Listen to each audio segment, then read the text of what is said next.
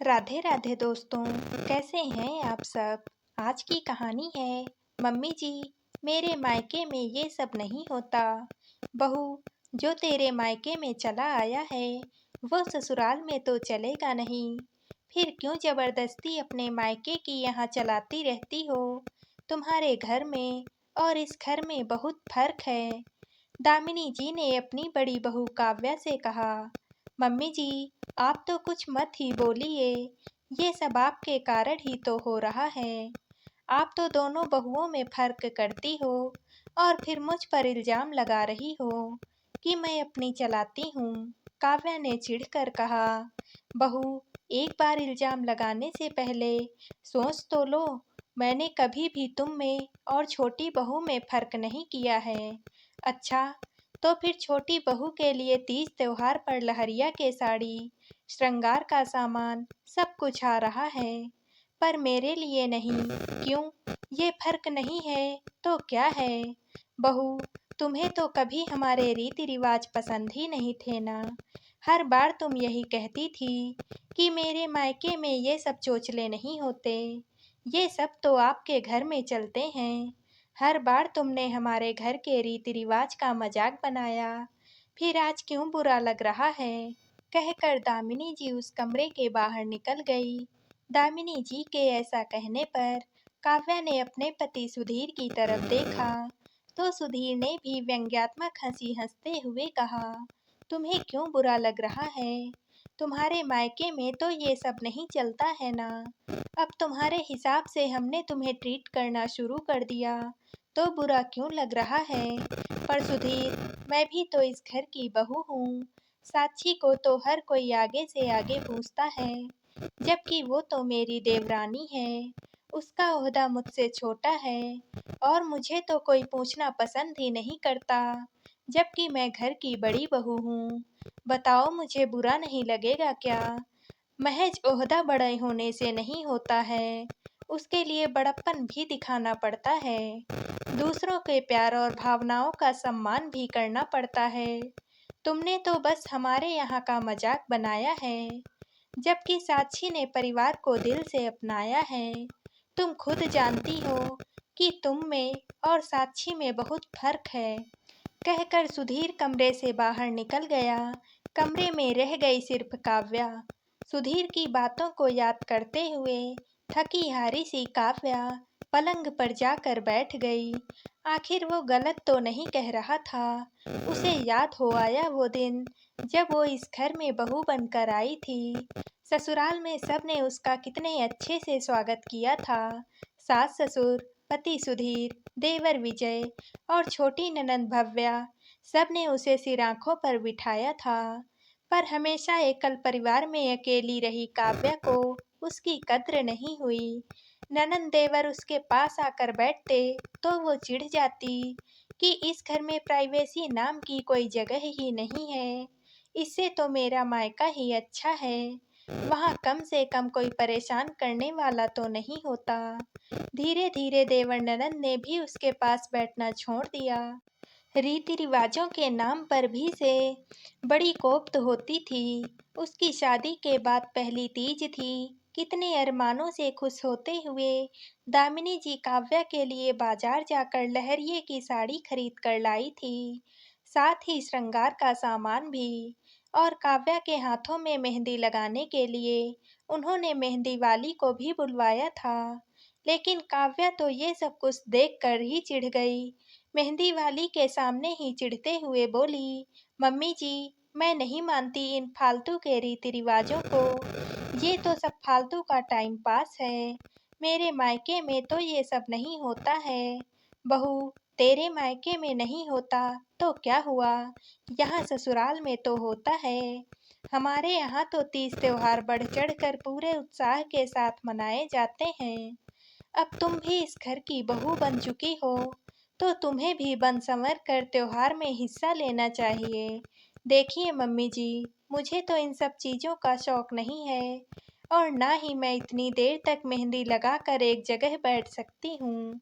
अपनी शादी में लगवा ली, वही बड़ी बात है। आपको लगवाना है तो आप लोग लगवाइए, पर मेरे पीछे मत पड़िए। कहकर काव्या अपने कमरे में चली गई। पीछे दामिनी जी मेहंदी वाली का मुंह देखते रह गई। शाम को सुधीर ने काव्या से कहा, काव्या मेहंदी लगवा लेती तो क्या हो जाता।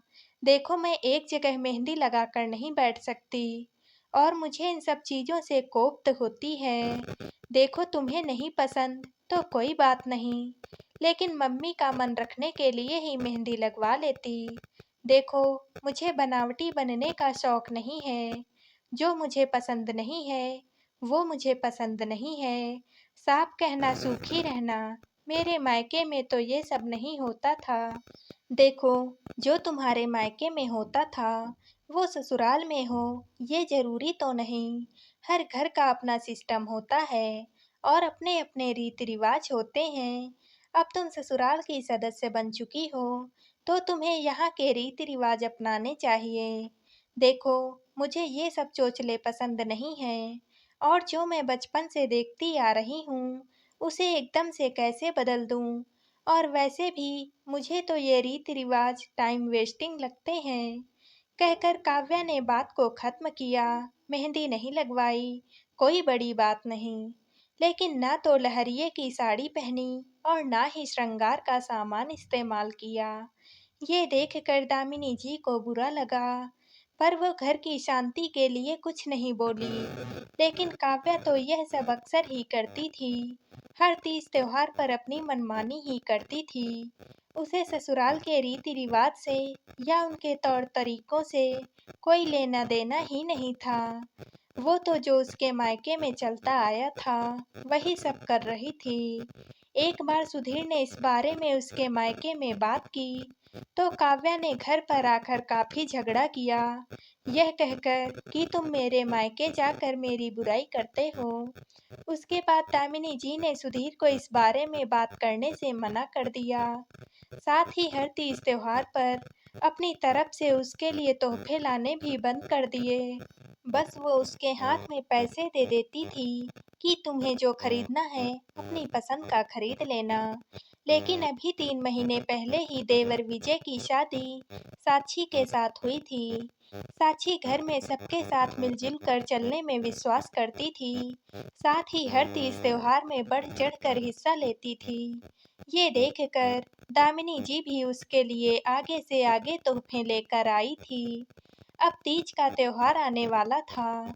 दामिनी जी ने काव्या के हाथ में पैसे रख दिए कि वो अपने लिए जो लाना चाहती है ला सकती है, पर साक्षी के लिए खुद बाजार जाकर साड़ी और श्रृंगार का सामान लेकर आई थी। अब मेहंदी वाली साक्षी को मेहंदी लगा रही थी कि साक्षी ने दामिनी जी से कहा, मम्मी जी, भाभी जी को भी बुला लीजिए, वो भी मेहंदी लगवा लेगी।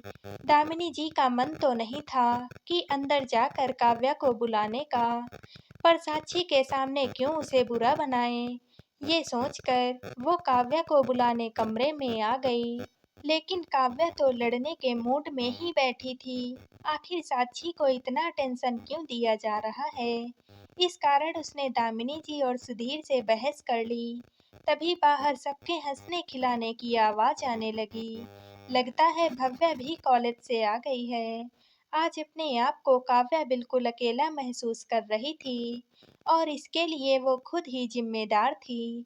अब उसके पास तो दो ही रास्ते थे, या तो वो अपना ईगो लेकर बैठी रहे और हमेशा अकेली रहे, या फिर अपने ईगो को छोड़कर परिवार के साथ मिलकर रहे।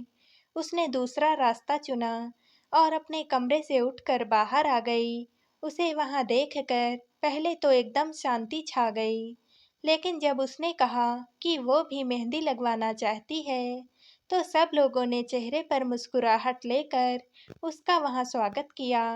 हालांकि गलतियां तो वो आज भी करती है, पर अब परिवार के लोग मिलजुल कर सब कुछ संभाल लेते हैं।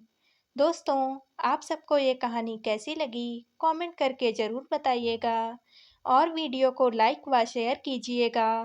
हमारे चैनल को सब्सक्राइब करना बिल्कुल भी ना भूलिएगा। कल मिलते हैं एक और नई कहानी के साथ। अपना बहुमूल्य समय देने के लिए आप सभी का बहुत बहुत धन्यवाद।